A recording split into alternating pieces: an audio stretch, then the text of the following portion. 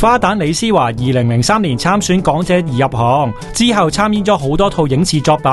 2019年更加憑住《金宵大廈》獲得最受歡迎電視女角色同埋最受歡迎電視拍檔嘅獎項。有大量拍攝經驗嘅佢，最近就喺社交網分享瞓得好嘅實戰教學啊！佢就話夜晚如果瞓下又醒下嘅話，可以嘗試下佢嘅方法。短片入邊佢就示範一邊擘大眼，另一邊就合埋眼，然後擘大眼嗰邊眼球就向上下左右睇，之後就向右打圈，再向左打圈，最後做多個鬥雞眼動作。佢解釋呢個眼球運動其實有科學根據，因為會令副交感神經重置，所以成個人就會放鬆晒。如果做完一次都未瞓得着，可以做2次或者3次。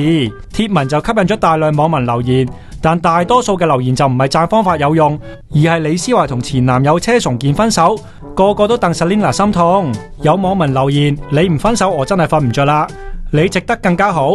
搵個愛你嘅男人，你就係最好嘅，拜託遠離嗰個男人。